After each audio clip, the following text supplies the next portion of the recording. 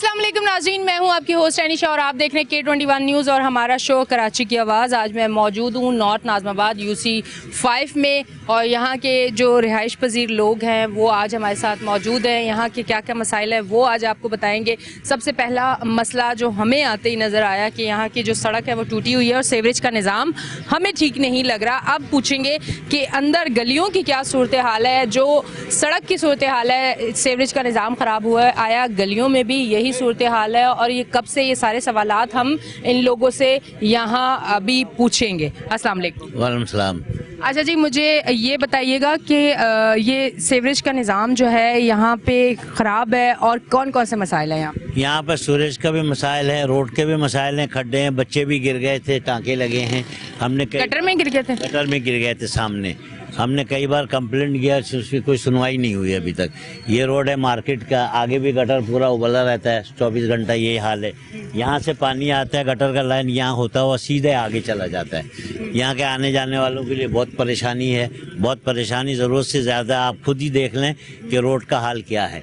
और ये कितने अरसे से? ये तकरीबन साल से ऊपर हो गया इस बात को। हमने 2 बार ये काम करवाया था यहाँ पर, अपने तय ट्रैक्टर वगैरह बुला के इसको लेवल करवाया था, उसके बावजूद ये हाल फिर हो गया दोबारा। तो कोई मतलब ये तो नहीं है कि लाइनें बहुत पुरानी डली हुई हैं, डैमेज हो चुकी हैं? लाइनें पुरानी डली हुई, गटर के यहाँ से गटर ज़्यादातर उबलता रहता है, यहाँ से उबलता है तो वो आगे तक चला जाता है। कम से कम कितने अरसे पहले ये लाइनें डली होंगी? ये अभी 6 महीना तो हो गया इस बात को। एक लाइन डलवाया था, उसके बाद ये दोबारा ऐसे ही हो गया, क्योंकि आबादी ज़्यादा है और गटर का लाइन छोटा है, इसलिए परेशानी ज़्यादा हो। अच्छा, लाइन जो डली है वो क्योंकि यहाँ लोग ज़्यादा हैं, आबादी ज़्यादा है, प्रोपोर्शन भी बने हुए हैं यहाँ पे, उस हिसाब से लाइन नहीं डली होगी, इसलिए आपका मसला हल नहीं हुआ? मसला हल नहीं हो रहा, इसीलिए आबादी ज़्यादा है, लाइन की जो चौड़ाई वो कम है। अगर बड़ी लाइन पड़ जाए तो उसमें से गटर का पानी आसानी से निकल जाएगा, जिसकी वजह से ये प्रॉब्लम हो रही है। बस ये सीवरेज का एक मसला है यहाँ पे या कोई और भी है? लाइन है, पानी का भी मसला है, पानी भी अमूमन नहीं आता है, बहुत ही कम आता है क्योंकि ब्लॉक हो रहा था पानी का भी। जब अभी ठंड का मौसम जो अभी गुजरा है उसमें भी पानी नहीं आ रहा था यहाँ पे? नहीं, पानी कम आ रहा है यहाँ। गर्मी में तो समझे पानी की कमी हो जाती है, तो सर्दी में भी नहीं यहाँ पे आया? कम आते हैं पानी। ये तकरीबन कितने दिनों बाद? ये तो 2-3 दिन बाद, 4 दिन बाद एक बार आता है, कभी हफ्ता हो जाता है पानी नहीं आता लाइनों में, ये मसला है। ठीक है जी, बहुत बहुत शुक्रिया। अब मैं इस तरफ आती हूँ, उनसे बात करती हूँ। अस्सलाम वालेकुम। वालेकुम अस्सलाम। क्या कहना चाहेंगे? मैडम, एक्चुअली यहाँ का जो मसला है वो हम लोग अपनी मदद आपके तहत काफ़ी हद तक हमने कोशिश की है कि इसको मतलब जितना भी हो सके हम लोगों के इस्तेताअत है उसके हिसाब से। आप अहले मोहल्ला हैं या किसी पार्टी से आपका ताल्लुक है या क्या? थोड़ा सा इंट्रोडक्शन करवाएंगे। भी और पार्टी से भी रिप्रेजेंटेशन है हमारी। किस पार्टी से? हम PTI के हैं सब, मतलब सपोर्टर्स। और जो है यहाँ पर हम लोग खैर PTI से हट के हम लोग उससे पहले भी मतलब यहाँ की हमारी नुमाइंदगी रही है, लोग हमारे साथ जुड़ते हैं, यंग तबका हमारे साथ ज़्यादातर है, बुजुर्ग कमेटी हमारे साथ है अल्हम्दुलिल्लाह। हम लोग उनको सब मिला के उनके पहले मसले मसाइल को पूछते हैं कि यहाँ आपका मसला क्या है। बेसिक मसला हमारा है यहाँ का सीवरेज का।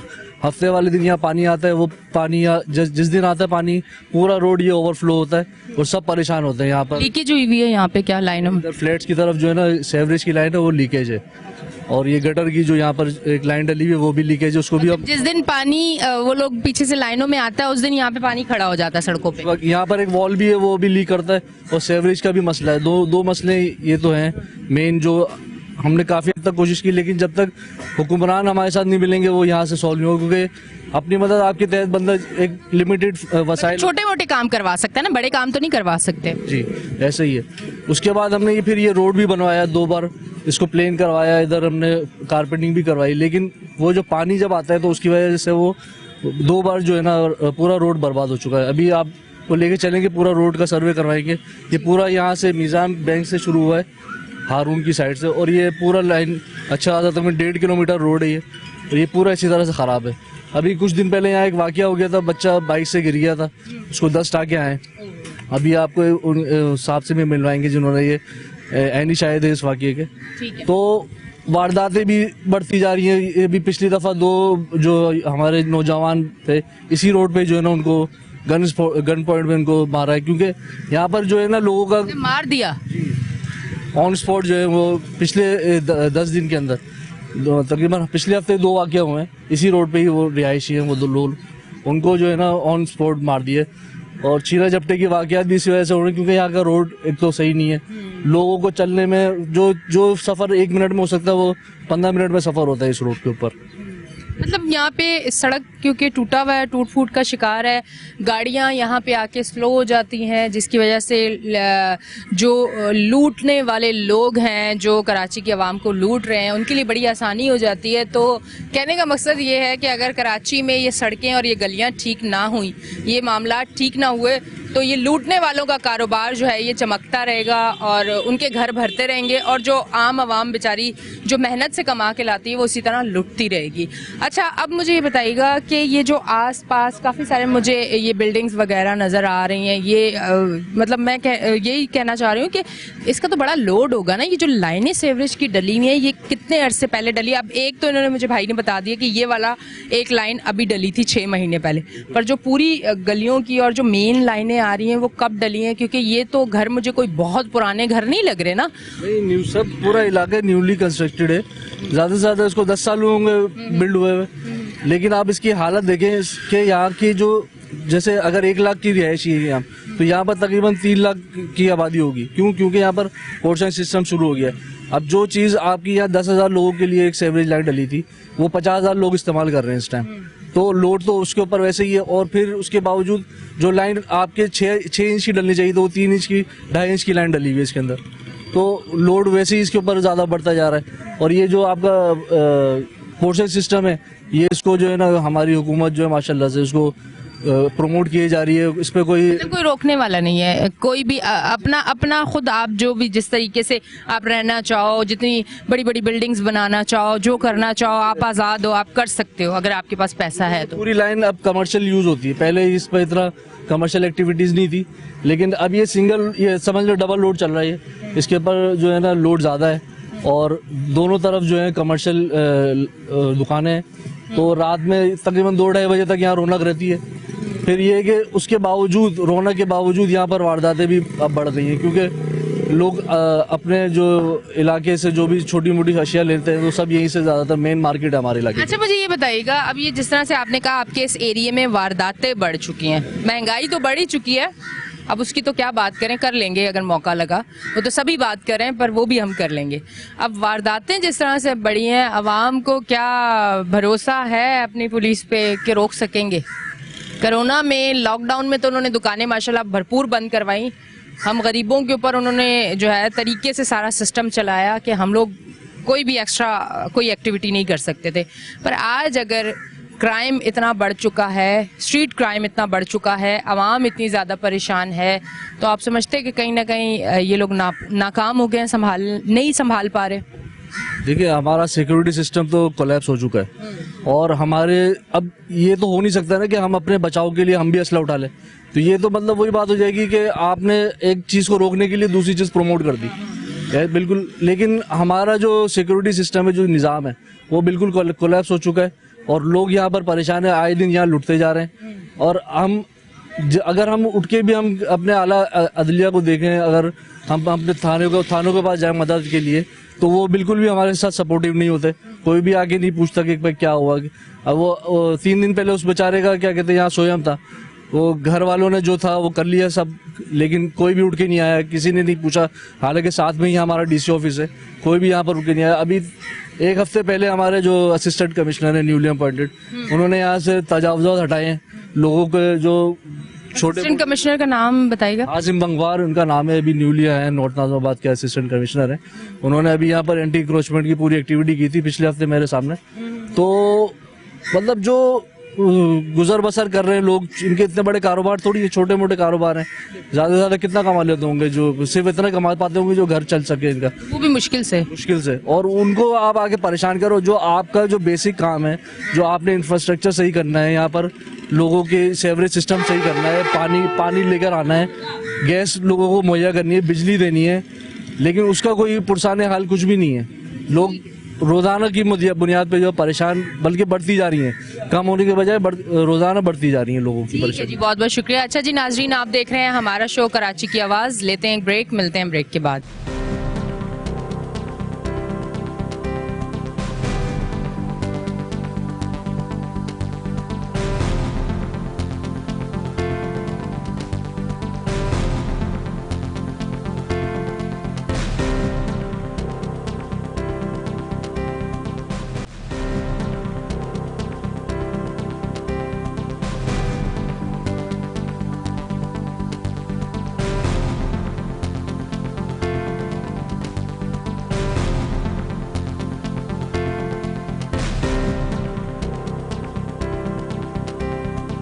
वेलकम बैक जी नाज़रीन, हम ब्रेक से वापस आ चुके हैं और आप देख रहे हैं हमारा शो कराची की आवाज़। यहाँ मेरे साथ मौजूद हैं समाजी कारकुन हैं, उनसे हम बात करते हैं। अस्सलाम वालेकुम। वालेकुम अस्सलाम।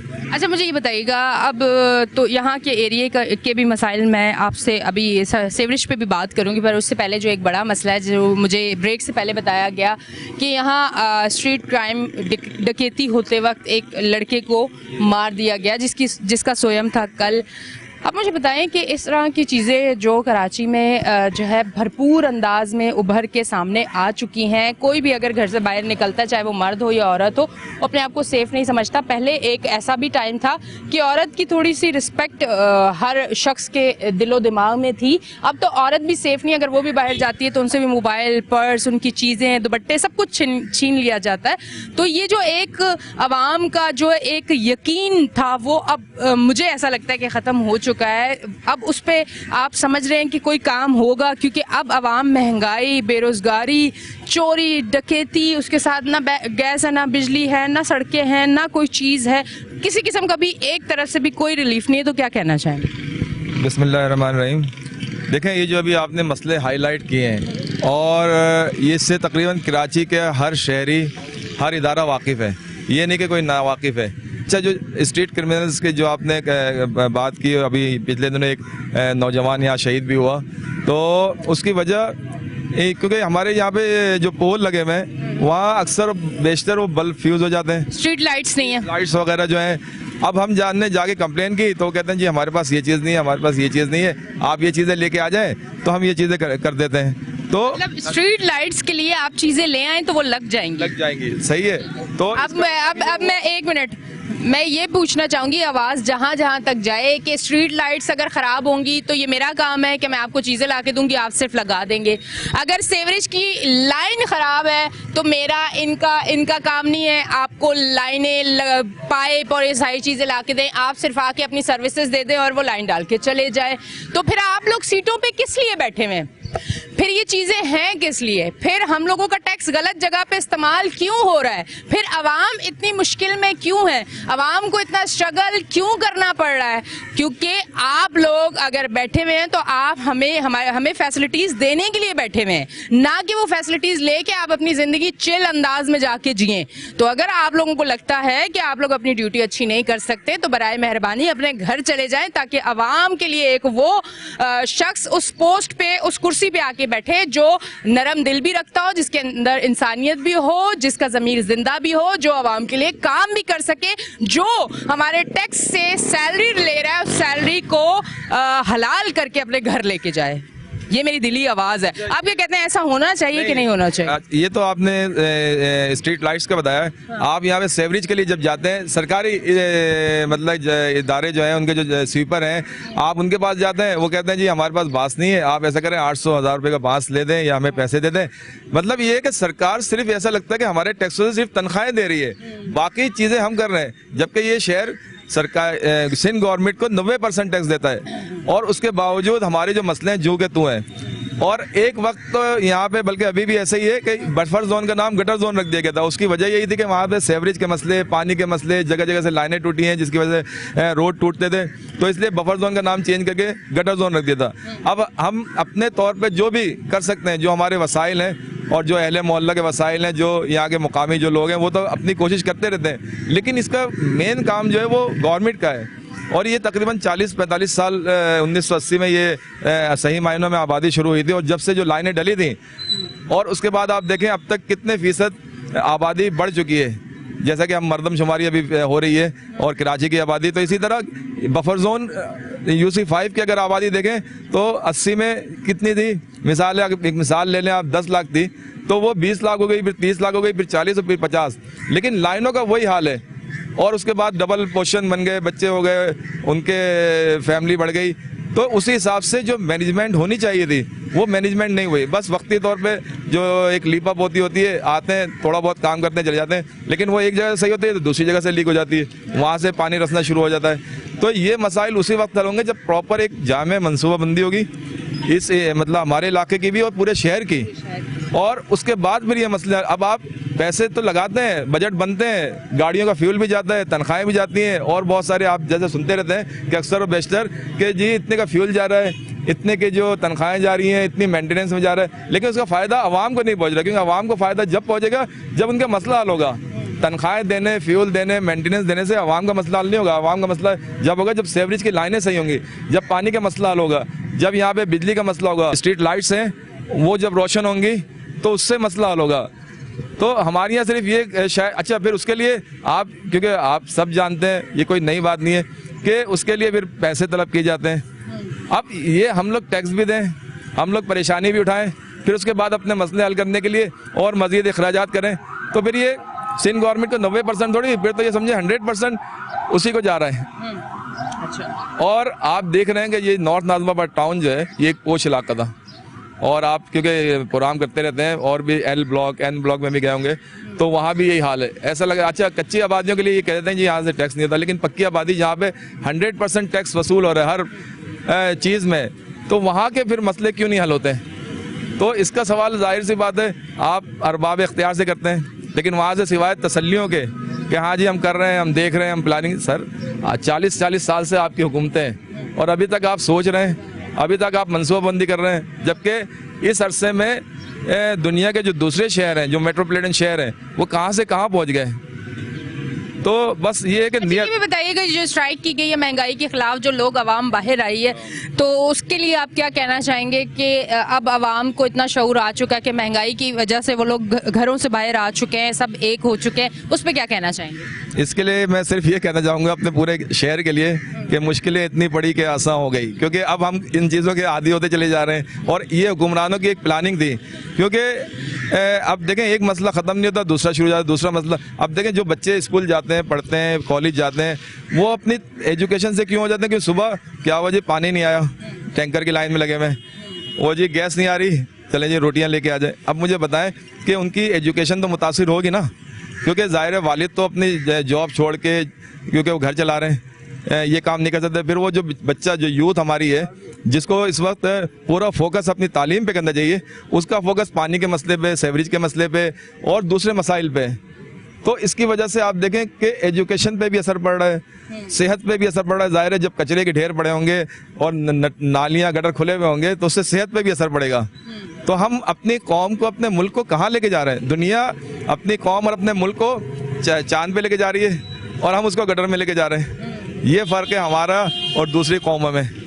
तो अब ये है कि हम आज जैसे अब ये आपके साथ जो बात कर रहे हैं, ये भी हमारी एक कोशिश है, और अपने तौर पे जो हम करते हैं, जो छोटे मोटे काम करते हैं, वो भी हमारी कोशिश है। जो हमारी कोशिश जो हमसे हो सकता है वो हम करते हैं, लेकिन जो हुकूमत की कोशिश है, जो हुकूमत को करना चाहिए, जिसके लिए वो बाकायदा टैक्स दे रही है, अगर वो भी इस कोशिश में शामिल हो तो मैं समझता हूँ कराची के मसले हल करना इतना मुश्किल नहीं है। लेकिन आप छोटे मसले छोड़ देते हैं तो फिर बढ़ के बड़े मसले बन जाते हैं, फिर उसके लिए बड़ा बजट चाहिए होता है, फिर आपके और मज़े आ जाते हैं। बजट तो आप पास करते हैं लेकिन वो ज़्यादा कहाँ है ये पता नहीं चलता। इसी तरह जो बल्दिया है वो अपनी जिम्मेदारी पूरी करे, हर इदारा अपनी जिम्मेदारी पूरी करे, तो फिर आम आदमी जो है वो थोड़ा सा रिलैक्स हो जाएगा। फिर उसके बच्चे की तालीम, सेहत और जो आने वाला फ्यूचर है पाकिस्तान का, वो इंशाल्लाह ताबनाक होगा। लेकिन इसके लिए इदारों का मुतहरिक होना बहुत ज़रूरी है।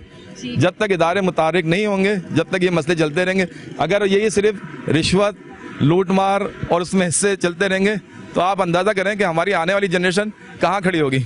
ठीक है जी, बहुत बहुत शुक्रिया। अच्छा मुझे अब ये बताएं, हम आए तो आपके सेवरेज का यहाँ सिस्टम ख़राब है उस पर बात करने आए, पर साथ साथ हमें जब ये पता चला कि यहाँ स्ट्रीट क्राइम ज़्यादा है, जिसकी वजह से एक नौजवान जो है वो अपनी ज़िंदगी की बाजी हार चुका है, उस पर भी बड़ा अफसोस हुआ है, उस पर भी हमने बात की है। पर उसके साथ साथ और जो बहुत सारे मसाइल हैं, जो एक और बड़ा एक मसला कि स्ट्रीट लाइट्स नहीं है यहाँ पर, जिसकी वजह से जो है इस तरह के जो एक्टिविटीज़ लोग कर रहे हैं उनके लिए बड़ी आसानी है। आप क्या कहना चाहेंगे? अस्सलाम वालेकुम, यूसुफ भाई से मेरा ताल्लुक़ है, मगर यह जिस तरह अभी आपने मुझसे सवाल करा है कि यहाँ पे रोज़ का क्राइम हो रहा है, रोज़ यानी कि दहशत गर्दी हो रही है। अभी इस वक्त एक को शहीद किया गया, फिर उसी रात को फिर दोबारा एक को शहीद किया। रात को 11 साढ़े 11 बजे का टाइम था, वो बैंक से अकाउंट अपने पेमेंट निकाल रहे थे, उसमें से एक बच्चा भी साथ था उनके, मेरे ख्याल 6 महीने का था, वो लावारिस हो चुका है इस वक्त, और वो भी शहीद हो गए।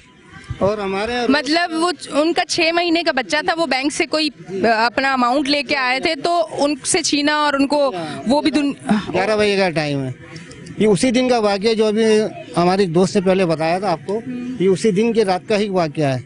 और क्राइम तो रोज़ हो ही रहे हैं तकरीबन देखा जाए तो। मैं समझता हूँ यहाँ तो लाइटें है ही नहीं, पोलों पे तो सेवर लगे हुए मगर लाइट का कोई पता नहीं होता। ये आए दिन का रोज़ का मसला है। और यहाँ गटर लाइन देख लें किस तरह से है, आपके सामने है।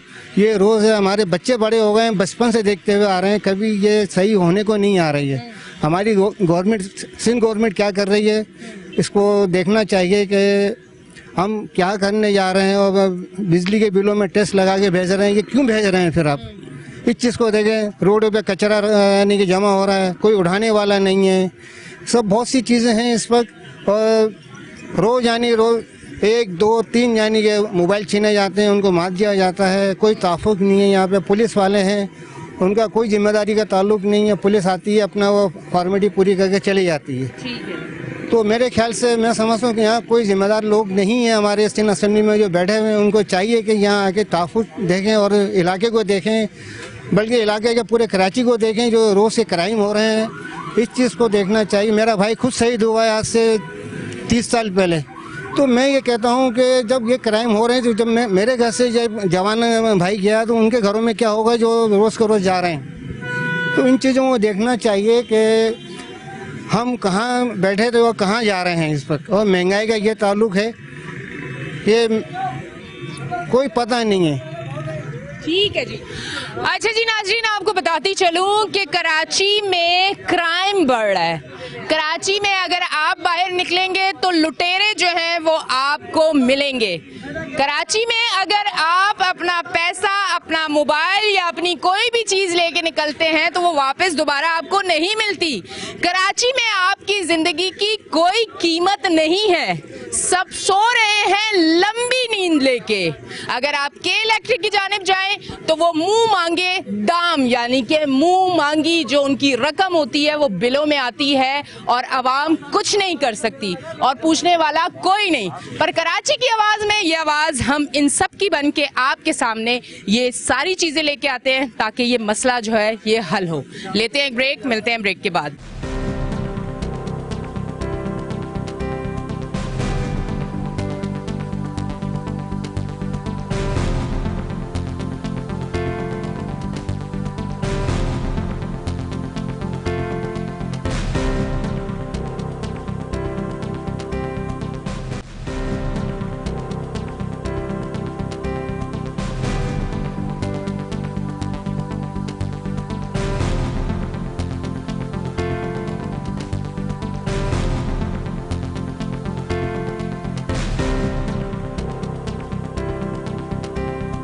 वेलकम बैक जी नाजरीन, हम ब्रेक से वापस आ चुके हैं और आप देख रहे हैं हमारा शो कराची की आवाज़। मैं इस तरफ आती हूँ, उनसे बात करती हूँ। अस्सलाम वालेकुम।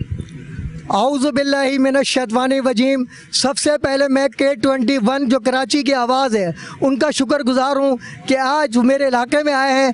4 साल से मैं तना यहाँ के लिए आवाज़ उठाता रहा, लेकिन यहाँ की कौम जब नहीं निकल रही तो बताइए अल्लाह भी इस कौम की हालत नहीं बदलता जो खुद बदलना ना चाहे। लेकिन मेरी मेहनत रंग ले आई और 25 आदमी यहाँ निकले थे एहतिजाज के लिए जुमे के दिन। तो मैं अल्लाह का शुक्र अदा करता हूँ कि कौम में शऊर आ रहा है। मैं मायूस नहीं हूँ अल्लाह की ज़ात से। तो मैं ये, और हमने डीसी साहब के मैं समझता हूँ बफर जोन की तारीख में पहली दफ़ा हमने फैसला किया जिस पर हमने अमल भी किया कि डीसी ऑफिस पर मुजाहरा हुआ।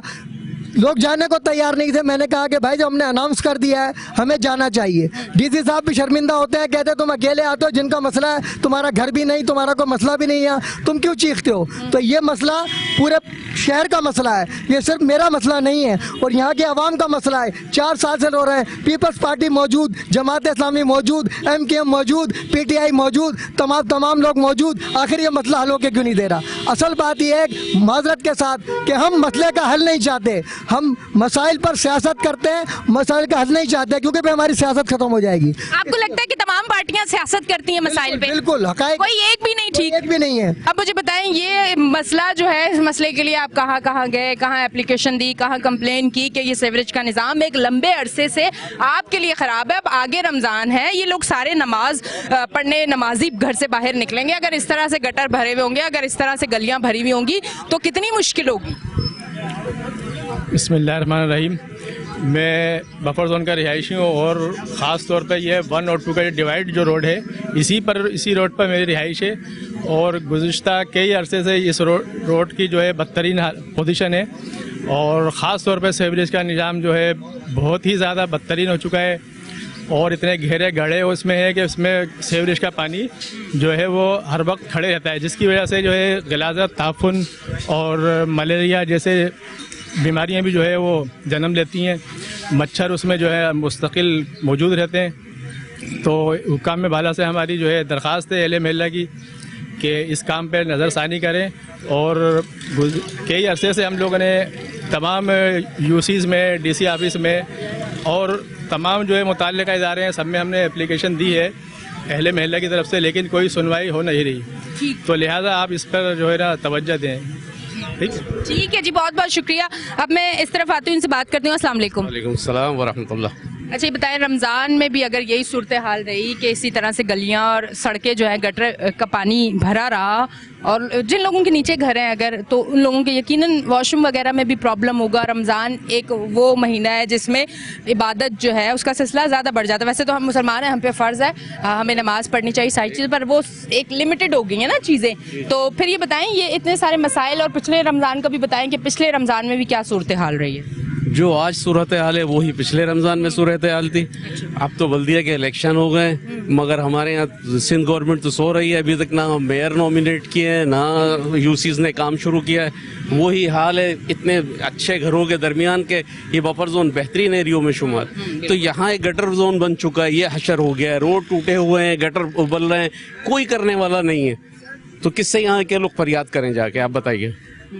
कोई है? आप लोगों की मेहरबानी है कि कराची की आवाज़ बनते हैं, तो ये अफसर आला तक और हुकूमत तक ये पैगाम पहुंचाया जाए कि इन इलाकों का देखभाल की जाए।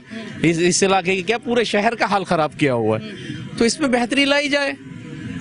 ठीक है जी, ज़रूर ज़रूर, बहुत बहुत शुक्रिया। अच्छा जी नाजरीन, थोड़ा सा आउटडोर आके, और अब आपको पता है कि कराची में जो है वो गर्मी आ चुकी है, तो थोड़ा कहीं ना कहीं गर्मी जब ज़्यादा लगती है तो हालत जो है वो ज़्यादा ख़राब हो जाती है। अच्छा, कुछ जगह माहौल भी बड़ा गर्म हो जाता है, लोग ज़रा ज़्यादा परेशान होते हैं, मसाइल ज़्यादा होते हैं। जब हम उनके पास आते हैं अक्सर लोगों को तो ऐसा लगता है शायद ये सारे मसाइल मेरी वजह से, लोग इतने टूट पड़ते हैं मुझ पर कि ये क्यों नहीं करवा रहे, ये क्यों नहीं करवा रहे। हालांकि हम तो उनके मसाइल दिखाने आते हैं, पर अक्सर लोग जो हैं वो हमें ही गर्मा गर्मी में बहुत कुछ सुना जाते हैं और हम ये आवाज़ इसलिए आगे पहुंचाते हैं कि ठीक है, अगर हमारी एक शो करने से, स्क्रीन पे दिखाने से अगर किसी के मसाइल हल होते हैं तो बस इससे बड़ा काम तो मैं नहीं समझती कोई और हो सकता है। इस तरफ आती हूँ, उनसे बात करती हूँ। अस्सलाम वालेकुम। वालेकुम अस्सलाम। क्या कहना चाहेंगे? अभी इतने सारे लोगों से बात हुई, फिर लोगों के अंदर जो नाउमीदी है, जो कराची वाले लोगों के, मैं और पूरे पाकिस्तान की बात नहीं करती हूँ क्योंकि पाकिस्तान में मुझे नहीं लगता कोई और शहर इतनी बुरी सूरत हाल उस किसी भी शहर की होगी सिवाय कराची के। कराची की सूरत हाल इस टाइम बहुत ही ख़राब है। क्या कहना चाहिए? पहले तो मैं K21 का शुक्रिया अदा करना चाहूँगा कि जिस तरह आप लोग पूरे शहर की आवाज़ उठाते हैं, कराची की आवाज़ बेसिकली, और आज आप यहाँ पर buffer zone UC5 north Nazabad town में, मैं आपको वेलकम कहता हूँ। यहाँ पर सारे रिहायशी मौजूद हैं जो कि अपनी मदद आपके तहत प्रोटेस्ट भी करते हैं। जावेद साहब भी हमारे साथ मौजूद हैं जो कि यहाँ पर हम लोग अपनी मदद के आपके तहत इदारों में भी जाते हैं, कंप्लेंट्स भी लोगों की जमा करवाते हैं, लेकिन कोई सुनवाई नहीं होती। वो कंप्लेंट ली तो जाती है और हमें दिलासा दिलाया जाता है, लेकिन इदारे उस तरह काम नहीं करते। यहाँ पर आपने देखा कि सीवरेज का बड़ा मसला यहाँ पर मौजूद है, यहाँ पर स्ट्रीट लाइट का मसला मौजूद है। अभी 2 महीने बाद रमज़ान स्टार्ट होने वाले हैं, जिसकी वजह से यहाँ पर नमाजी का भी गुजर बसर करना मुश्किल हो जाएगा। तो यहाँ पर लातादाद कंप्लेंट्स हमने वाटर बोर्ड के इदारे में जमा करवाई, MD ऑफिस में जमा करवाई, लेकिन कोई काम यहाँ पर मसला हल नहीं हुआ गया।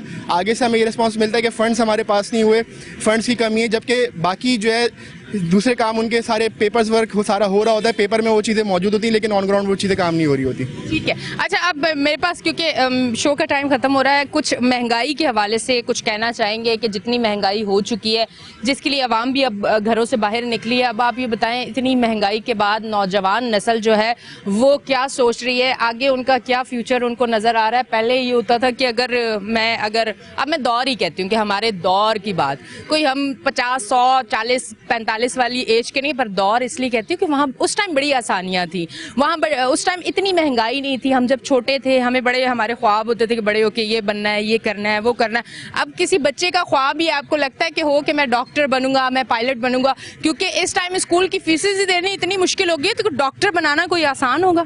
अच्छा, आपने स्कूल की बात करी तो मैं पहले तो आपको बताना चाहूँगा कि कल जिस तरह मर्डर हुआ है जो प्राइवेट स्कूल की एसोसिएशन है उनके मेंबर का, तो उसके लिए एक इज़हार अफसोस है। और दूसरा ये कहना चाहूँगा कि अगर यूथ बेसिकली इस मुल्क का, इस शहर का मुस्तकबिल है, अगर यूथ घर पे बैठ के सिर्फ बातें करेगी या एक कंडेम करेगी तो इससे मसले हल नहीं होने। आपको अपने हुकूक के लिए, अपने राइट्स के लिए रोडों पे आना होगा। जब तक आप रोड पे नहीं आएंगे और अपने राइट्स के लिए बात नहीं करेंगे तो आपके हुकूक तब तक आपको मिलने नहीं है। तो मैं यही कहना चाहूँगा कि अगर आप अपने राइट्स का और अपने मुस्तकबिल अच्छा करना चाहते हैं और पाकिस्तान को एक बेहतर मुल्क बनाना चाहते हैं तो आपको बाहर निकलना होगा। ठीक है जी, बिल्कुल, बहुत बहुत शुक्रिया। अच्छा जी नाजरीन, आप देख रहे थे हमारा शो कराची की आवाज़। कराची की आवाज़ में यहाँ बहुत सारे लोगों से बहुत सारी बातें हुई, यहाँ के जो मसाइल है उस पर भी बातें हुई, जो महंगाई है उस पर भी बातें हुई, के इलेक्ट्रिक पे भी बातें हुई और बहुत बहुत बहुत सारी बातें हुई। मैं एक दिन दुआ करती हूँ कि मैं शो करने जाऊँ तो बहुत सारी बातें ना कोई एक मसले पे बात हो और उस दिन मुझे लगे कि ठीक है, सर्दी, गर्मी, गंदगी, कचरा, खड्डे, ये सारी चीज़ों से गुजर के, इतनी स्ट्रगल करके आज वो वक्त आ चुका है कि आज हमें बहुत सारे मसाइल स्क्रीन पे नहीं दिखाने होते, कोई एक छोटा मोटा मसला दिखाना होता है। ये दुआ है अल्लाह से, क्योंकि उम्मीद सिर्फ मेरे रब से है। सबको आजमा लिया इक़्तिदार में बैठे हुए हर एक इंसान को, कोई भी अपने एक वादे पे भी पूरा नहीं उतरा। ये एक मिसाल दी जाती थी, वो वादा ही क्या जो वफा हो जाए, और मैं कहती हूँ वादा वही होता है जो वफा हो जाए, और वादा वही करना चाहिए जो आप निभा सको। जितने वादे आप वोट लेने के लिए करते हैं, आप एक वादा नहीं पूरा करते। दुआ ये है कि आवाम को भी शऊर आए, आइंदा आने वाले जो इलेक्शन होंगे उसमें एक अपने वोट का अच्छा इस्तेमाल करें ताकि इक़्तिदार में वो लोग आए जो आवाम का सोचे और हमारा मुल्क तरक्की की तरफ जाए। अब तक के लिए इतना ही। अपनी होस्ट एनिशा को दें इजाज़त, फिर मिलेंगे। अल्लाह हाफिज़।